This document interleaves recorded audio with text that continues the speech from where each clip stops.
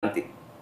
Baik, artinya akan ada kemungkinan itu. Tapi kalau Mas Reza, kalau misalnya kita melihat kembali antara hubungan Indonesia dengan Amerika Serikat ketika kepemimpinan Donald Trump, kira-kira mana yang lebih menguntungkan? Pada saat Donald Trump memimpin Amerika Serikat atau pada saat Biden dengan Kamala yang lebih pada saat mereka memimpin Amerika Serikat, mana yang lebih menguntungkan antara keduanya? Saya nggak bisa kasih jawaban yang bulat ya. Karena kalau kita berbicara tentang hubungan kita dengan Amerika Serikat, itu indikatornya banyak. Ada indikator geopolitik, geostrategis, dan geoekonomis, dan geososial budaya. Kalau Trump yang menang, maka Trump punya kecenderungan ingin menang, bukan hanya ingin menang, tapi juga ingin mengalahkan.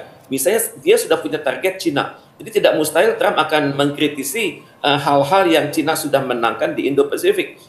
Dan misalnya Cina sudah mulai memperkenalkan namanya Nine Days Line. China sudah berani mengganggu pertambangan laut dalam dari Filipina dan Vietnam. Jadi kalau Trump menganggap ini isunya sangat penting, maka tidak mustahil Trump akan melibatkan Filipina dan Vietnam untuk bekerja sama lebih mendalam di dalam AUKUS dan Quad. Dan ini walaupun tidak sesuai dengan nilai-nilai ASEAN, setidaknya ini menguntungkan Indonesia karena membuat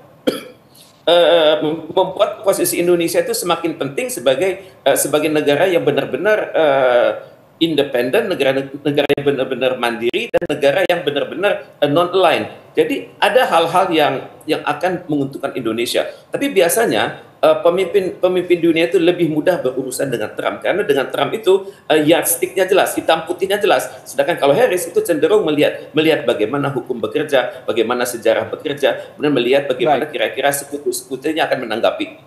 Baik, Pak Reza, kita juga akan berbincang bersama dengan Wakil Duta Besar Republik Indonesia di Amerika Serikat, Ida Bagus Made Bimantara. Selamat malam waktu Indonesia, Pak Made. Selamat malam, selamat pagi waktu Amerika Serikat, Mas Wilson, apa kabar, Pak Reza, Mbak Deva? Kabar baik semua di sini. Pak, ini kalau misalnya kita melihat saat ini sengit sepertinya di sana dan juga masih belum bisa diprediksi kira-kira siapa yang akan menang di sana. Tapi proyeksi untuk hubungan Indonesia dan juga Amerika Serikat, Pak Sade, ini seperti apa yang akan dilakukan di sana? Pertama, Mas Wilson, kami hari ini drive menyetir ke kantor gitu ya, melihat situasi relatif stabil dan relatif aman gitu ya.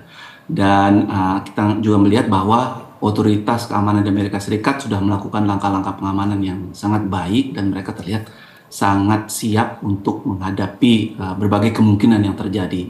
Seperti kita ingat setelah pemilu Pilpres tahun 2020 itu kan terjadi kericuhan-keributan di Capitol Hill begitu ya. Nah ini pemerintah Amerika Serikat ingin mempersiapkan diri jauh lebih baik sehingga hal tersebut dapat terhindar. Namun demikian kita juga menyaksikan sejumlah kondisi yang meresahkan akhir-akhir ini yang ditandai dengan sejumlah insiden kekerasan dan meningkatnya ketegangan sosial. Jadi kami juga harapkan hal itu tidak terjadi ke depannya dan peralihan kekuasaan di Amerika Serikat bisa menjadi aman gitu. Nah, kembali ke pertanyaan Mas Wilson terkait apabila nanti setelah selesai gitu Pilpres dan ada presiden baru di Amerika Serikat, bagaimana proyeksi hubungan Indonesia dengan Amerika Serikat? Pertama, hubungan Indonesia dan Amerika Serikat itu sudah 75 tahun ya, 75 tahun sejak tahun 1949. Dan sepanjang perjalanan hubungan tersebut, grafiknya itu meningkatnya seperti ini gitu. Jadi secara umum rata-rata itu terus meningkat dalam berbagai metrik. Contohnya investasi yang masuk ke Indonesia, perdagangan, pariwisata, teknologi, dan jumlah mahasiswa Indonesia yang ke Amerika Serikat dan metrik-metrik lain itu terus meningkat kita melihat. Yang kedua, terdapat komitmen bipartisan baik dari Partai Republik maupun Partai Demokrat untuk meningkatkan hubungan bilateral dengan Indonesia, terutama sekarang di kawasan Indo-Pasifik dan terutama karena adanya kontestasi geopolitik seperti tadi yang Pak Reza sampaikan. Yang ketiga, kita juga sudah mengikat hubungan bilateral Indonesia dan Amerika Serikat di dalam suatu kemitraan strategis komprehensif. Jadi sudah institusional hubungan Indonesia dengan Amerika Serikat. November yang lalu, Presiden RI ke Amerika Serikat bertemu dengan Joe Biden untuk mengikatkan diri dalam kemitraan strategis komprehensif ini. Baik, nah mengenai kemitraan ini Pak Sade, kira-kira siapa yang akan lebih menguntungkan untuk Indonesia ketika berhubungan dengan Amerika Serikat? Apakah Donald Trump atau Kamala Harris nantinya? Saya kira ini bukan zero sum game ya. Apabila Trump maka Indonesia lebih diuntungkan, apabila Kamala Harris maka Indonesia lebih diuntungkan. Saya rasa kita Indonesia dan juga Amerika Serikat akan cukup pragmatis juga dalam membina hubungan ke depannya. Dan yang paling penting kita lihat adalah banyaknya kesamaan-kesamaan nilai maupun kesamaan-kesamaan kepentingan yang menjadi fondasi dari hubungan antara Indonesia dengan Amerika Serikat. Contohnya tentu Presiden dan Wakil Presiden Prabowo Subianto dan Gibran juga sudah mengeluarkan yang namanya Asta Cita gitu, papan misi Indonesia dalam 5 tahun ke depan. Nah, tugas kita mungkin sekarang bagaimana kita memastikan bahwa hubungan bilateral Indonesia dengan Amerika Serikat itu mendukung sejumlah target capaian di misi tersebut. Contohnya kerjasama ekonomi, bagaimana kita dapat mendatangkan lebih banyak teknologi, lebih banyak kita ekspor kita ke Amerika Serikat sehingga terciptanya ketahanan pangan, keamanan energi, pertumbuhan ekonomi, swasembada dalam pangan, energi maupun pertumbuhan ekonomi kita yang mendekati 8% atau melebihi 8%. Kemudian juga mendukung terciptanya inovasi, kemitraan digital dan teknologi itu juga menjadi prioritas.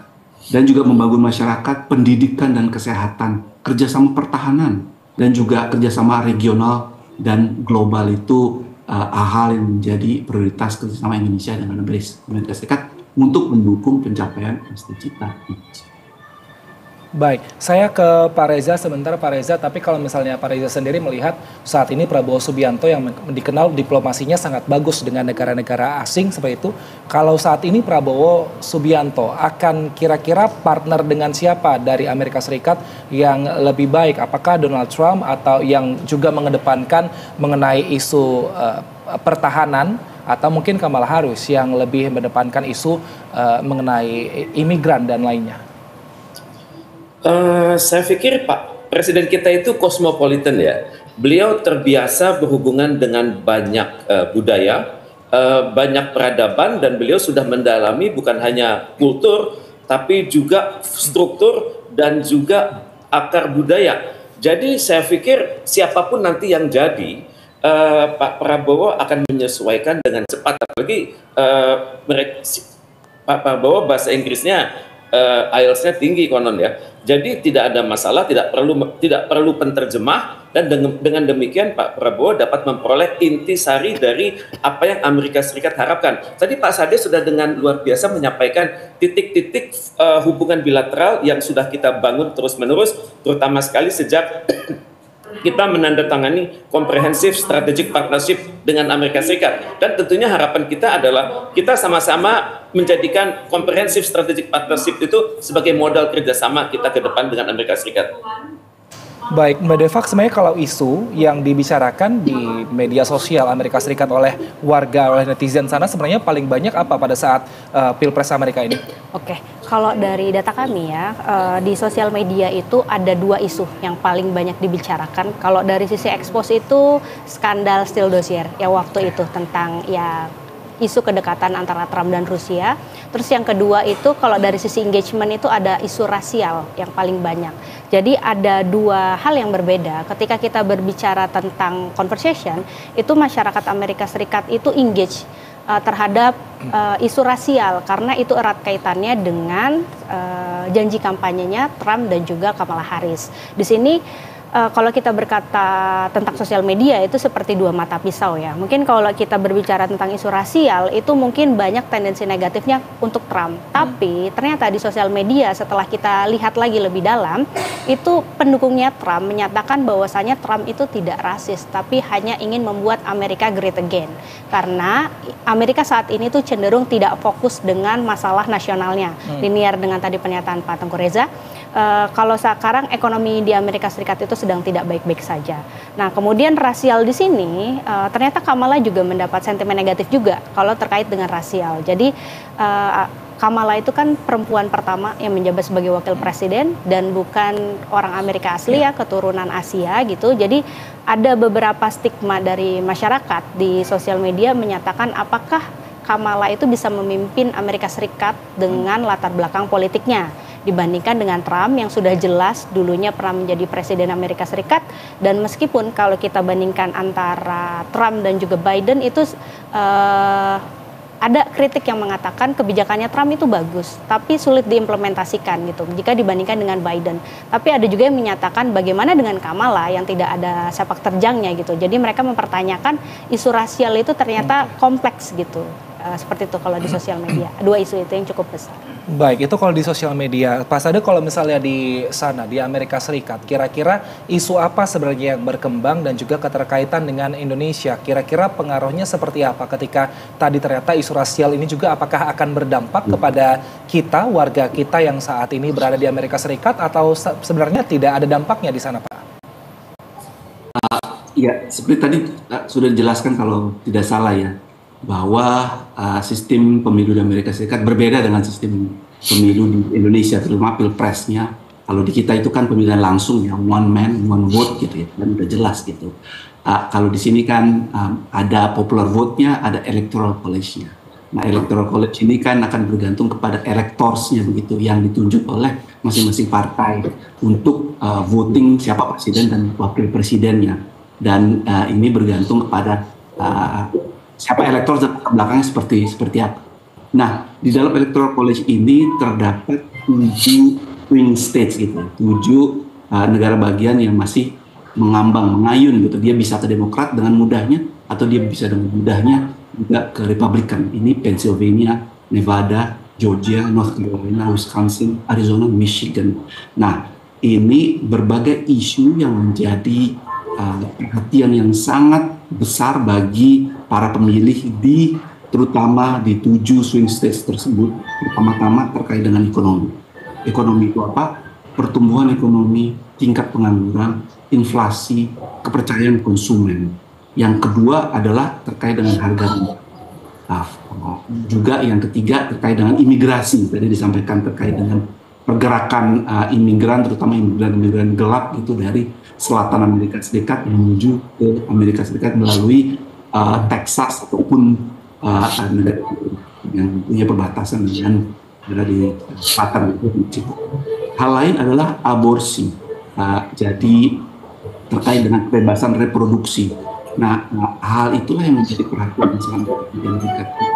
Nah, bagaimana kaitannya dengan Indonesia di bidang ekonomi contohnya? Kita depankan kerjasama yang saling menguntungkan. Artinya kerjasama investasi dan perdagangan contohnya yang menciptakan lapangan kerja baik di Amerika Serikat maupun di Indonesia. Nah, hal itu juga kan bisa kita upayakan dan sudah kita upayakan dalam beberapa tahun terakhir sehingga itu menciptakan lapangan investasi yang menciptakan lapangan kerja di Indonesia dan juga menciptakan sejumlah keuntungan lapangan pekerjaan di Amerika Serikat. Ini kan suatu situasi yang win-win antara Indonesia dan Amerika Serikat yang bisa kita lakukan. Baik, kita tahan dulu Bapak-Bapak dan juga Mbak Deva karena kita